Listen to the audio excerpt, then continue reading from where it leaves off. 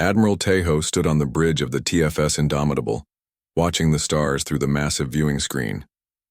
The ship was humanity's pride, built with the best technology Earth could produce.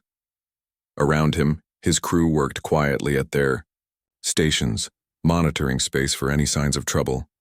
Communications officer Hyunwoo suddenly looked up from his console. His face was pale and his hands shook slightly. "Admiral, we're receiving a transmission. It's from the Valerian Empire." The bridge fell silent. Everyone knew about the Valerians.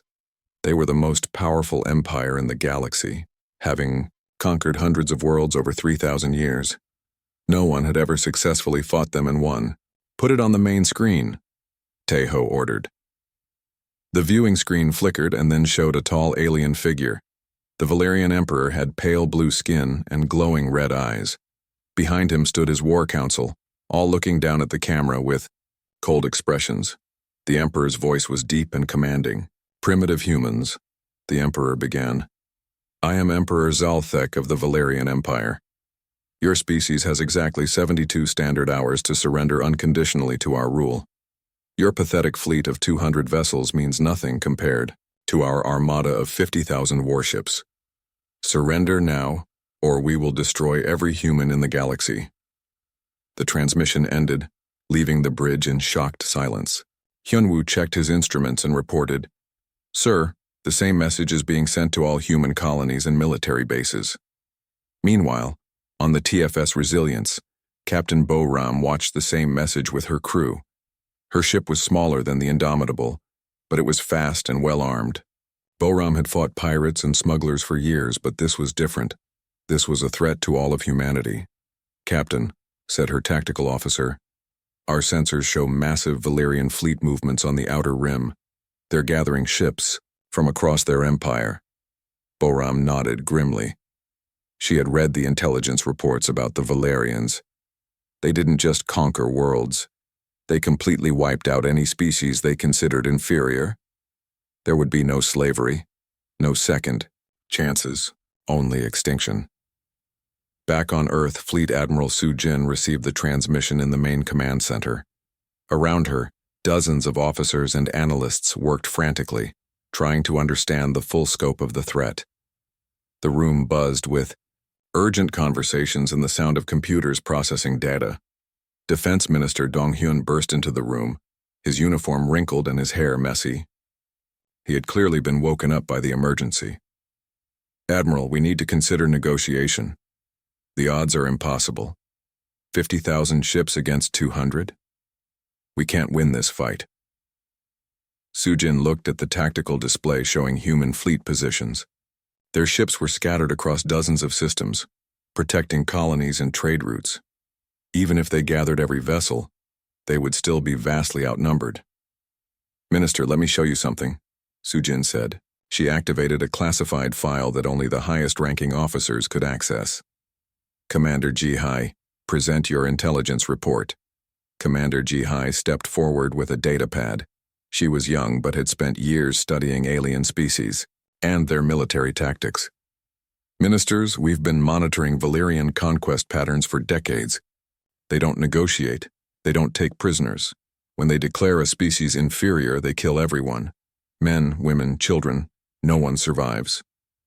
The room fell quiet as the implications sank in. This wasn't just a war for territory or resources. This was a war for human survival. "There's more," Ji-hai continued. "Our deep space reconnaissance teams have discovered something disturbing. The Valerians have been moving faster than usual in their recent conquests. They're not just expanding.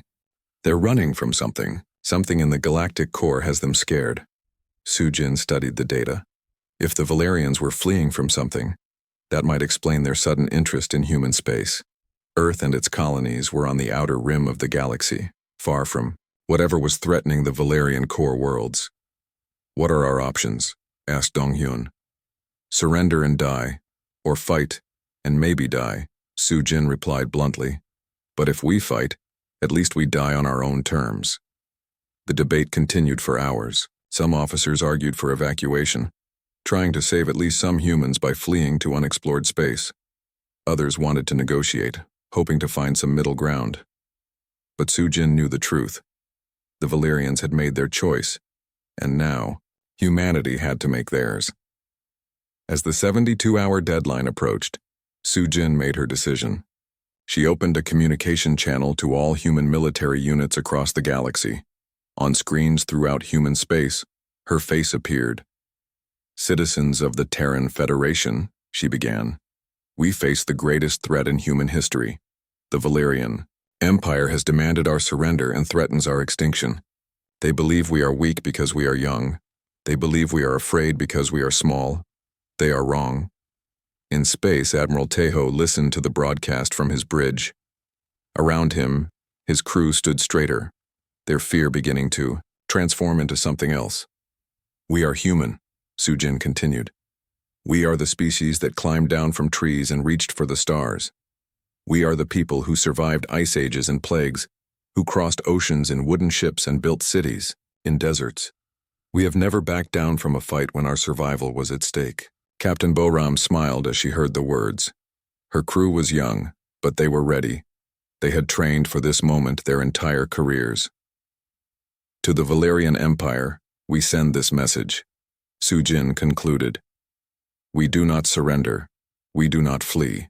We are human, and if you want our worlds, you will have to take them from our cold, dead hands." The transmission ended, and across human space, military units began receiving new orders. Ships changed course, heading for predetermined positions. Colonies activated their defense systems. Civilians evacuated to secure bunkers. But the most important change was invisible. For the first time in their history, humans were united against a common enemy. Every person, every ship, every world was ready to fight for their species' survival. Admiral Tejo stood on his bridge and looked out at the stars. Somewhere out there, 50,000 enemy ships were approaching. The odds were terrible. The enemy was experienced and defeat seemed certain. But Tejo was smiling. He opened a communication channel to the Valyrian Empire and sent a simple message. "Come and take it." The message traveled through space at light speed, carrying humanity's defiance to their would-be conquerors. The Valyrians expected fear, surrender, or desperate pleas for mercy. Instead, they received a challenge. The war for humanity's survival was about to begin. Grand Admiral Vextar stood in the command center of his flagship, the massive dreadnought Eternal Conquest. Through the viewing ports, he could see hundreds of Valyrian warships stretching into the distance. Each ship was larger and more powerful than anything the humans possessed. This would be the easiest conquest in Valyrian history. "Report," Vextar commanded his intelligence officer. "Sir, human military strength is even weaker than we initially calculated," the officer replied, consulting his data pad. "They have primitive, kinetic weapons, basically metal projectiles fired at high speed. Their energy weapons are centuries behind our technology. Most importantly, they have no experience fighting a real military power." Vextar nodded. The humans had only fought small conflicts against pirates and rebels. They had never faced a coordinated attack from thousands of ships. Their military doctrine was designed for small skirmishes, not galactic warfare. "What about their fleet positions?" Vextar asked. "Exactly as predicted, sir. They're protecting their population centers and supply lines. Classic defensive strategy. They're clearly planning to make us fight for every system, hoping to slow us down through attrition." The Grand Admiral smiled coldly. Attrition warfare might work against an equal enemy, but not against the Valyrian Empire. They had more ships, better weapons, and 3,000 years of military experience. Meanwhile, Captain Minho commanded the TFS Defiant from a position near the human colony of New Sol. His ship was one of 50 vessels defending the outer colonies. To any observer, the human fleet appeared to be following standard military procedures. "Captain, we're receiving movement orders from Fleet Command," reported his navigation officer. Minho read the orders carefully. On the surface, they seemed routine, repositioning to better defend key installations. But Minho knew the real purpose. Every human ship was moving according to a carefully planned schedule that had been months in the making. "Navigation. Set course for grid reference 77 Alpha. Make it look like we're responding to a Valyrian probe." Light years away, Colonel Unji worked in a hidden command bunker on an asteroid in the Kepler system. Her station didn't appear on any official charts, and the Valerians had no idea it existed. Around her, dozens of technicians monitored screens showing tiny dots of light moving through space. "Colonel, Sensor Array 7 is picking up the main Valerian fleet," reported Lieutenant Jae Sung. 53,000 ships, just as intelligence predicted. Yoonji smiled grimly. For 2 years, humanity had been secretly placing sensor arrays throughout their territory. The arrays were disguised as space debris or hidden inside asteroids. The Valerians thought they were approaching in secret, but humans had been watching their every move. "Begin Phase 2, Yoonji ordered. "Start distributing the care packages." The care packages were humanity's secret weapon, specialized ammunition, designed specifically to exploit weaknesses in Valerian ship design. Human engineers had studied captured Valerian technology for years, looking for flaws that could be exploited. Across human space, cargo ships began making deliveries to military units. To casual observers, it looked like routine supply runs. In reality, humanity was arming itself with weapons the Valerians had never encountered. The Valerian fleet continued its advance, and their sensors began detecting what appeared to be panic among human forces. Long-range scanners showed civilian transport ships fleeing the outer colonies, heading toward the inner systems where Earth and the major human worlds were located. "Sir, the humans are evacuating their outer territories," reported the Valerian tactical officer. Their military vessels appeared to be falling back in disorder. Grand Admiral Vextar studied the tactical display. Human ships were indeed retreating, but their movements seemed uncoordinated. Some ships were fleeing toward Earth, while others appeared to be scattering in random directions. "They're breaking apart," Vextar observed with satisfaction. "Order the Third Fleet to pursue those transport ships. We'll destroy them before they can reach safety." What the Valerians didn't know was that Captain So-Young was coordinating the entire evacuation from her ship, the TFS Tenacious. The transport ships weren't carrying panicked civilians. They were disguised military vessels filled with veteran soldiers and hidden weapons.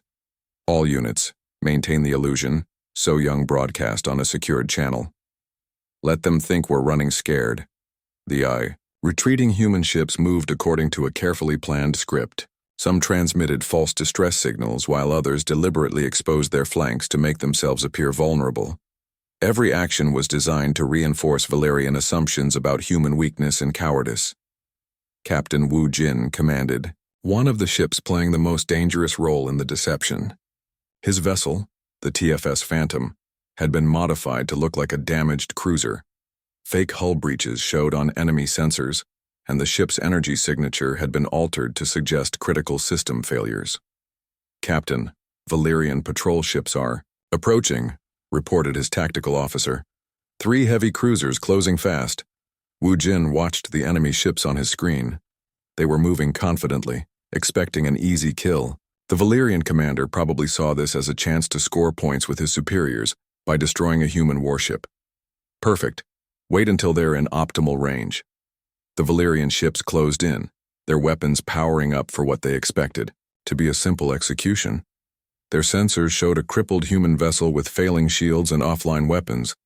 It would be like shooting a defenseless target.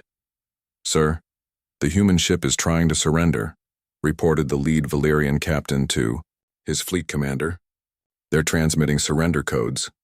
Ignore them. Orders are to destroy all human vessels, no prisoners." The Valerian ships moved into close range, preparing to deliver the killing blow.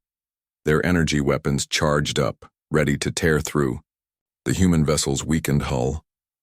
But as they closed in, something unexpected happened. The damaged human ship suddenly came alive.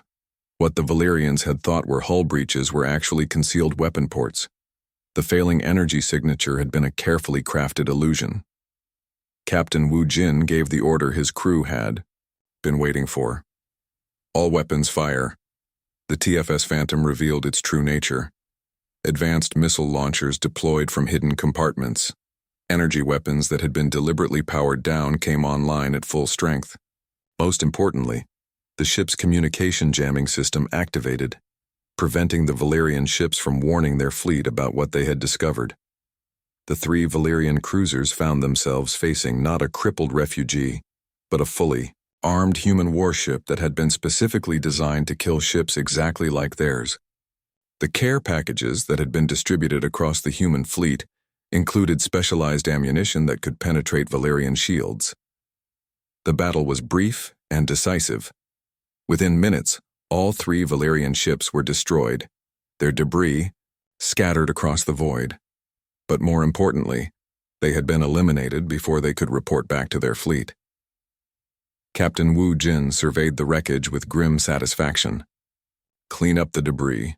Make sure there are no survivors who might carry tales back to their fleet. Across human space, similar encounters were taking place. Valerian patrol units that expected easy victories instead found themselves facing prepared enemies who knew exactly how to hurt them. Each engagement was carefully planned to prevent any intelligence from reaching the main Valerian fleet. Grand Admiral Vextar was beginning to notice that his advance units were going silent, but he attributed it to human desperation. Probably the retreating humans were making last stands, taking out a few Valerian ships before being destroyed themselves. "Sir, we're ready to begin the assault on the first major human colony," reported his fleet commander.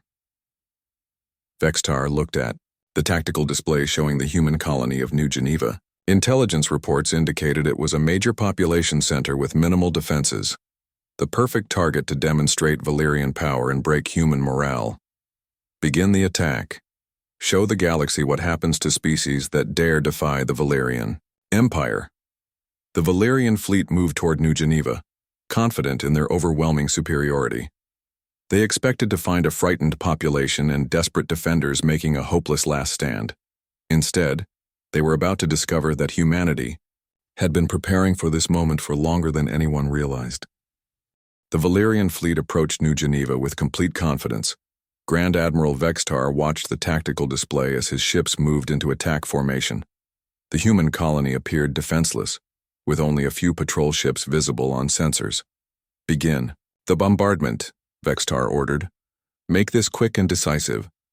The first wave of Valerian ships moved into position, their massive energy weapons charging up to destroy the colony's infrastructure. But as they closed in, something unexpected began to happen. The defenseless colony suddenly came alive with weapons fire. Hidden gun emplacements emerged from what had appeared to be civilian buildings. The few patrol ships revealed themselves to be heavily armed warships that had been disguising their true capabilities. Admiral Haiwan commanded the defense of New Geneva from a command bunker deep underground. She had been planning for this moment for 3 years, ever since intelligence reports first suggested the Valerians might target human space. "All defense platforms activate on my mark," she ordered into her communications device. Across the colony, buildings that looked like schools, hospitals, and shopping centers suddenly opened up to reveal missile launchers and energy cannons. The Valerians had expected to attack a peaceful settlement. Instead, they found themselves facing a fully militarized fortress. "Impossible," shouted the lead Valerian captain, as his sensors detected dozens of weapon signatures where none had existed moments before. Intelligence said this was a civilian colony, but the surprises were just beginning. Captain Sang Ho led a squadron of ships that had been hiding on the far side of New Geneva's moon. His vessels looked like simple cargo haulers in transport. Ships, the kind that would flee at the first sign of trouble. "All units, drop the disguise," Sang Ho commanded. The cargo ships shed their false hulls and revealed themselves to be fast attack vessels armed with the latest human weapons technology. They had been specifically designed to look harmless, while carrying enough firepower to destroy ships many times their size. The Valerian fleet found itself caught between the colony's defenses and Sang Ho's hidden squadron. But worse was yet to come. As the Valerians tried to regroup, they discovered that they had been led into a carefully prepared trap. Commander Yejin had spent months studying wreckage from previous Valerian battles. What she discovered changed everything humans thought they knew about their enemy. The Valerians had incredibly advanced technology, but they had a critical weakness. "Their shields are designed to stop energy weapons," she explained to her technical team. "But they're much weaker against kinetic attacks, especially from unexpected angles. New Geneva's defenses had been built specifically to exploit this weakness. Instead of trying to match Valerian energy weapons, the humans used massive railguns that fired solid projectiles at incredible speeds. The projectiles were designed to punch through Valerian shields and cause maximum damage to their ship hulls. The first Valerian ship to die was the heavy cruiser Stellar Domination. A railgun projectile traveling at 30% of light speed struck it amidships, tearing through its shields as if they didn't exist. The ship broke apart in seconds, its crew having no time to even send a distress signal. All ships, evasive. Maneuvers, ordered the Valerian fleet commander, but it was too late. The humans had positioned their weapons to create a killing field around the colony. No matter which direction the Valerians turned, they faced more guns. Captain Sang Ho's squadron attacked from behind, using their speed advantage to strike at the larger Valerian ships. His vessels darted in and out of the enemy formation like angry wasps, each attack targeting critical systems. Target their communication arrays first, Sang Ho ordered. We can't let them report back what they've learned about our capabilities. The battle for New Geneva lasted 4 hours. When it ended, 37 Valerian warships had been destroyed, and only 5 managed to escape. But those 5 ships had their communication systems damaged, and they limped away carrying terrifying news. Grand Admiral Vexitar received the survivors' reports with growing alarm. The humans weren't fighting like the primitive species his intelligence had described.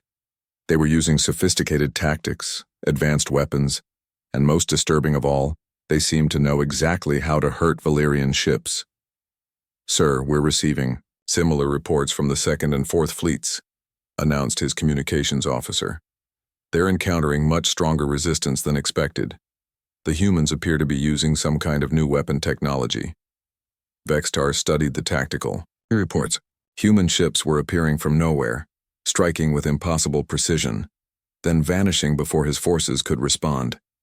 Entire Valerian squadrons were being destroyed without ever seeing their attackers. What the Grand Admiral didn't know was that humanity had been preparing for this war for decades. Every asteroid mining station in human space had been secretly converted into a weapons platform. Cargo ships had been modified to carry hidden armaments. Even civilian space stations had been equipped with military-grade defenses. Admiral Te-Ho coordinated the overall human strategy from the bridge of the TFS Indomitable. His flagship remained hidden in the asteroid belt of the Ross 128 system, using the Space Rocks as cover while he directed operations across dozens of star systems.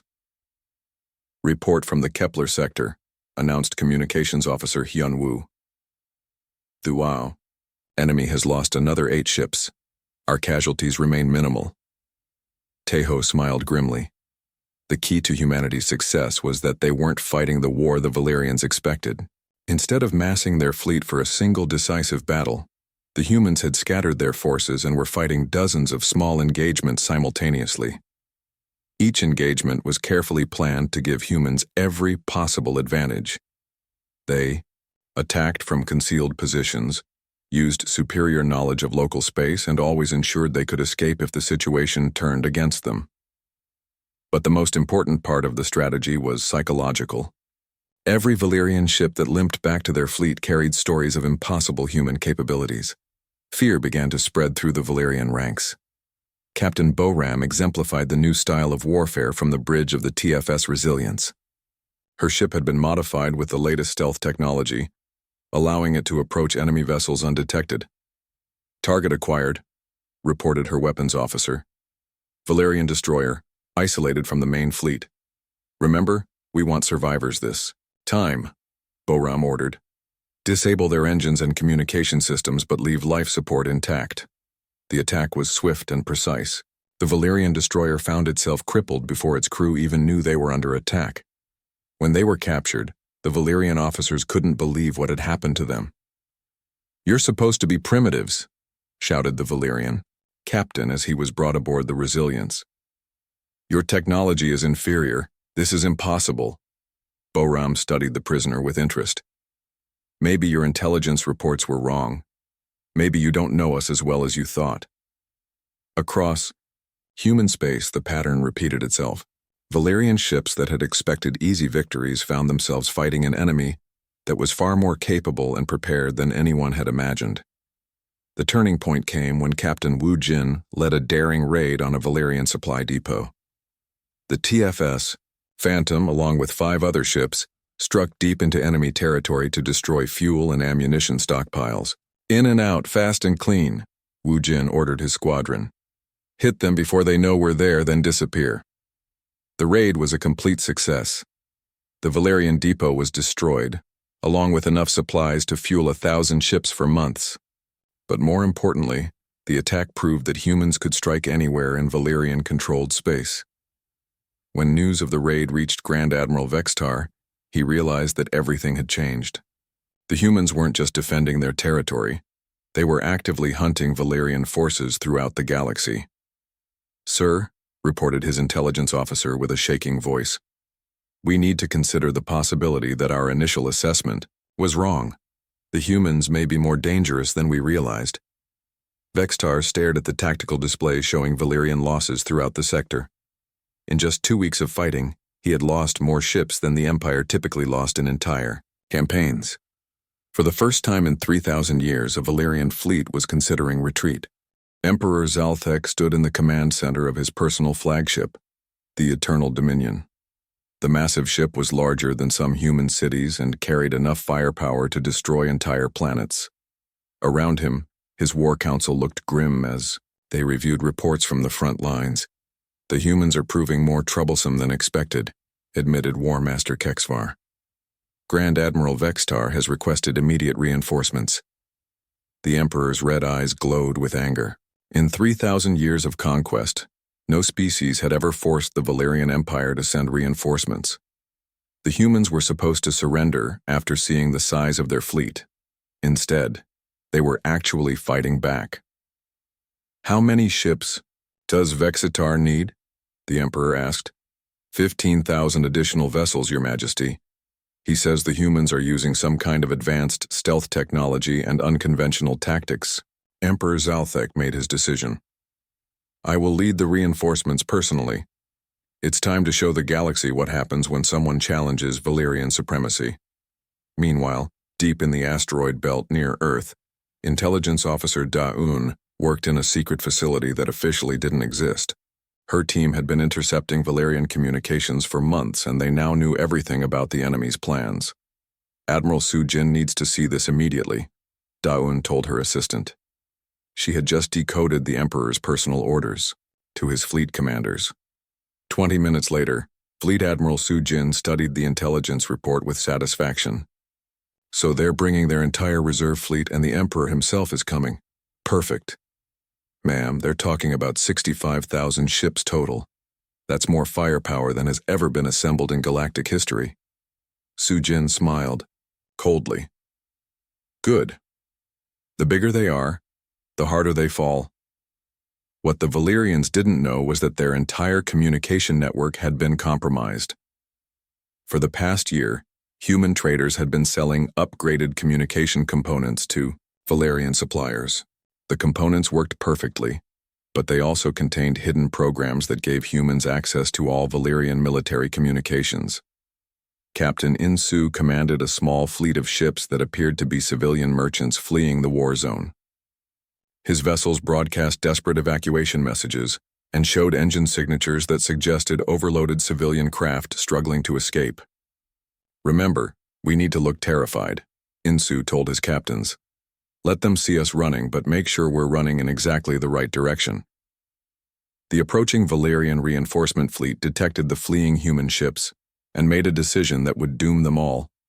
They allowed the harmless merchants to pass, focusing instead on what they believed were the real military targets.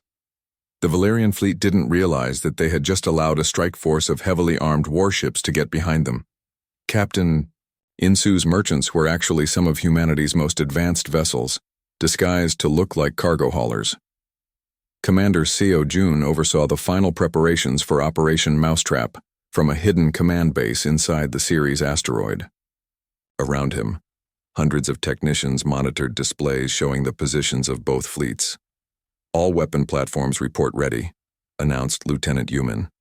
"All stealth ships are in position. All hacking protocols are loaded and standing by. You're the trap that humanity had been preparing was the most ambitious military deception in galactic history. For months, they had been seeding their own territory with hidden weapons, disguised ships, and compromised Valerian equipment. Emperor Zalthek's massive fleet entered the Sol system with complete confidence. Their sensors detected the main human fleet gathered around Earth, apparently preparing for a final desperate defense of their homeworld. "Your Majesty, the humans appear to be making their last stand," reported Fleet Commander Dexton. "They've gathered most of their remaining ships around their capital world." The Emperor studied the tactical display. The human fleet looked exactly as he expected: outnumbered, outgunned, and backed against their most important planet with nowhere left to retreat. "Begin the attack," Zalthek ordered. "Today we end human resistance forever." Admiral Teho watched the approaching Valerian armada from the bridge of the TFS Indomitable. His fleet appeared to be in a standard defensive formation, protecting Earth and the inner colonies, but appearances were deceiving. "All ships maintain the illusion," Teho broadcast on a secured channel. "Let them come closer." The Valerian fleet advanced confidently, their massive ships moving into attack formation. They expected the final battle to be brief and decisive. Instead, they were walking into humanity's masterpiece of military deception. The trap began to spring when Captain Yuri activated the first wave of hidden weapon platforms. Across the solar system, asteroids that had been disguised as space debris suddenly revealed themselves as missile launchers and energy cannon emplacements. "What?" shouted Emperor Zalthek, as his sensors detected dozens of new weapon signatures appearing from every direction. Where did those come from? But that was just the beginning. Ships that Valerian sensors had identified as destroyed weeks earlier suddenly powered back online. The debris fields that littered human space weren't wreckage at all. They were camouflaged warships waiting for the perfect moment to strike. Captain Insu's merchant fleet dropped their disguises and attacked the Valerian formation from behind. His ships revealed advanced weapons that the Valerians had never seen before, designed specifically to exploit weaknesses in Valerian shield technology. The Valerian fleet found itself surrounded by enemies that had appeared from impossible directions. But the worst surprise was yet to come. Lieutenant Colonel Ho Jin activated humanity's ultimate secret weapon from a bunker deep under the moon's surface. For months, human hackers had been planting viruses in Valerian ship systems through the compromised communication components. "Execute Protocol Chaos," Ho Jin ordered. Across the Valerian fleet, ships suddenly began turning their weapons on each other. The viruses took control of targeting systems, making Valerian vessels believe that nearby friendly ships were actually enemies. Within minutes, the mighty armada was tearing itself apart. "Our own ships are firing on us," screamed a Valerian captain. "The targeting systems have gone insane." Emperor Zalthek watched in horror as his invincible fleet destroyed itself. Half of his ships were attacking the other half, while hidden human weapons picked off survivors from concealed positions throughout the solar system. "Shut down all automated systems," the Emperor ordered, but it was too late. The damage had been done, and the Valerian fleet was in complete chaos. Admiral Teho chose that moment to reveal the true strength of humanity's remaining fleet. Ships that had been hiding throughout the solar system suddenly appeared, their weapons fully charged and ready for battle. "All ships, attack," Teho commanded. The human fleet struck with surgical precision, targeting Valerian command ships and communication centers. They had studied their enemy for months, learning exactly which ships to hit to cause maximum disruption. Captain Boram led her squadron in a direct assault on the Emperor's flagship. The Eternal Dominion was the largest ship in the Valerian fleet, but it was also isolated from its escorts by the chaos of friendly fire. "Target their bridge," Boram ordered. "If we can capture their Emperor, this war ends today." The battle raged for hours, but the outcome was never in doubt. The Valerians had walked into a trap so complete and devastating that even their overwhelming numbers couldn't save them. When the shooting finally stopped, the space around Earth was filled with the wreckage of what had once been the most powerful fleet in galactic history. Of the 65,000 ships that had entered the Sol system, less than 5,000 survived, and most of those were badly damaged. Emperor Zaltek found himself a prisoner aboard the TFS Indomitable, his mighty Empire's fleet reduced to scattered debris. As he was led through the human ship's corridors, he couldn't understand how this had happened. "Impossible," he whispered. "We had superior numbers, superior technology, superior experience. How did you defeat us?" Admiral Tejo looked at the fallen emperor with something that might have been pity. "You made the same mistake that bullies always make. You thought that being bigger and stronger was enough. You forgot that intelligence and preparation can beat raw power." The news of humanity's impossible victory spread across the galaxy faster than the Valerians could contain it. Species that had lived in terror of the Empire for centuries watched footage of the mighty Armada's destruction with wonder and growing hope. For the first time in galactic history, someone had not just fought the Valerian Empire, they had crushed it completely. The aftermath of the Battle of Sol shocked the entire galaxy.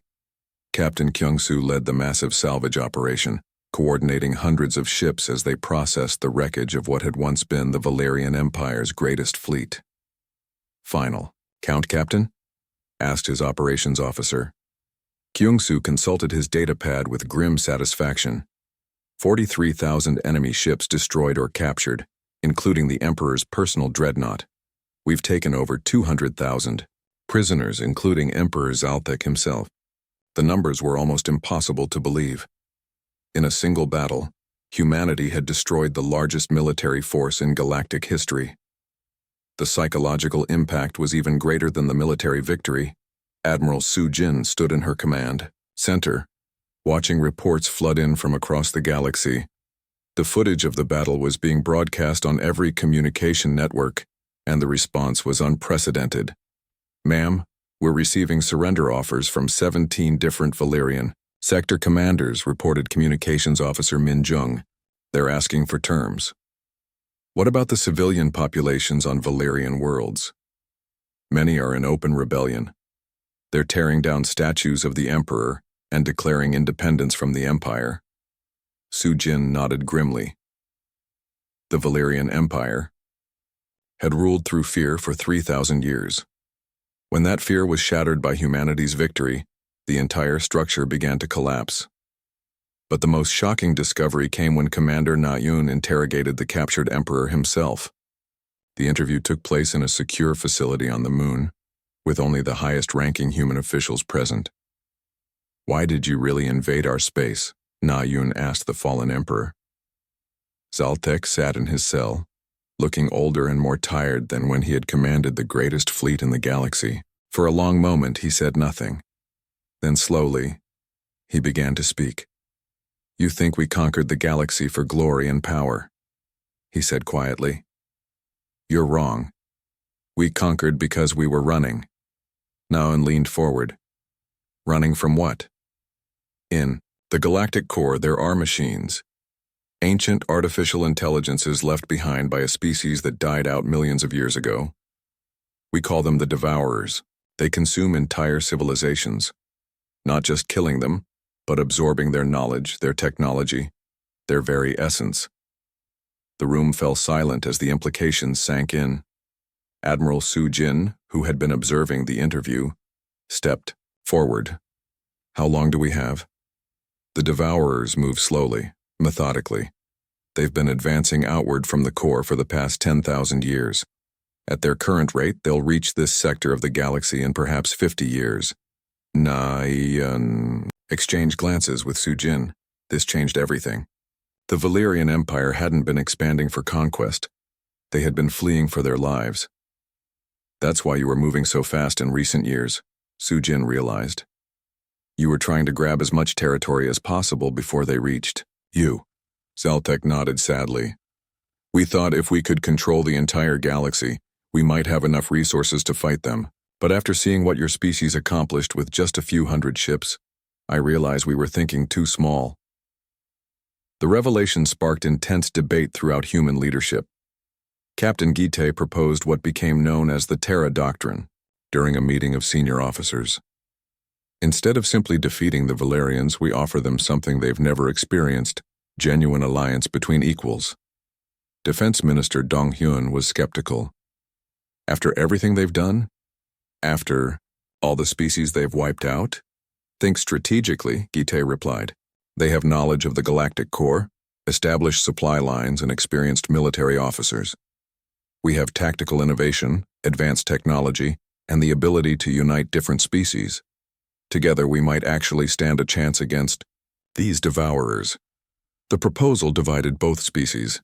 Many Valerian commanders, led by General Kexvar, argued for continuing the war despite their catastrophic losses. They couldn't accept the idea of serving alongside the primitives who had humiliated their empire. However, Admiral Zixhun, one of the few surviving Valerian fleet commanders, saw the wisdom in Gite's proposal. She had witnessed humanity's capabilities firsthand and understood that this young species represented something the galaxy had never seen before. We have two choices, Zixhun told her fellow officers. We can continue fighting and eventually be destroyed by the devourers, or we can swallow our pride and work with the only species that has ever defeated us in battle. The debate raged for weeks, but eventually, practicality won over pride. The first joint human-Valerian military exercises began 3 months after the Battle of Sol, with Captain Boram working alongside former enemies to develop new tactical doctrines. Fleet Admiral Su Jin addressed representatives from across the galaxy at the newly established Free Galaxy Alliance headquarters on the neutral world of Kepler 442b. The Great Hall was filled with delegates from hundreds of species, many of whom had never dreamed they would be free from Valerian rule. Citizens of the galaxy, Su Jin began, we face a threat that no single species can defeat alone. The machines that destroyed our ancestors' civilizations are coming, and they will not be stopped by walls or borders or old prejudices. She activated a holographic display showing the galactic core and the steady advance of the devourer machines. The Terran Federation proposes the formation of a true military alliance, not based on conquest or dominance, but on mutual respect and cooperation. Every species contributes what they do best. Every world is defended equally, every victory is shared by all. The response was overwhelming. Species that had been enemies for millennia suddenly found themselves working together against a common threat. The Zephyrian telepaths shared their communication technologies. The Crystalline Collective provided advanced materials. Even former Valerian worlds contributed their industrial capacity. But humanity's greatest contribution wasn't military or technological. It was hope. For the first time in galactic history, the scattered species saw a real chance to not just survive, but to truly thrive. Captain Boram stood on the bridge of her new ship, the FGA Unity, watching mixed crews of humans, Valerians, and dozen other species working together with remarkable efficiency. Her communications officer was a Zephyrian, her tactical officer was a reformed Valerian, and her chief engineer was from the aquatic depths species. Captain, we're receiving a priority transmission from Deep Space Reconnaissance, reported the Zephyrian officer. The transmission showed grainy footage of the galactic core, where massive mechanical structures moved between star systems like predatory fish. The devourers were even more terrifying than the Valerians had described. But Boram wasn't afraid. She looked around her bridge at the diverse crew that would have been impossible just a year before. Humanity had taught the galaxy something important. That differences in species, technology, and culture could be strengths rather than weaknesses. Send a message to Alliance Command, Boram ordered. Tell them we need to accelerate the defense preparations and send another message toward the galactic core, on all frequencies. What should the message say, Captain? Boram smiled. The poo. Same confident smile that had once puzzled the Valerians when they thought they were facing weak primitives. Tell them, we are the Free Galaxy Alliance. We've been waiting for a real fight. Come find us. As the message traveled toward the galactic core at the speed of light, something unprecedented was happening throughout the galaxy. For the first time in millions of years, the scattered species were truly united. They had learned from humanity that being outnumbered and outgunned didn't mean being defeated. The devourers had consumed countless civilizations by overwhelming them with superior numbers and technology. But they had never faced anything like what was waiting for them now. An entire galaxy of species that had learned to fight smart instead of fighting alone. In the depths of space, ancient machines detected the Alliance's message and began calculating new strategies. They had faced organic resistance before and always found ways to overcome it. But the galaxy's defenders had something the Devourers had never encountered in their millions of years of existence. They had learned to smile in the face of impossible odds. The real war was about to begin.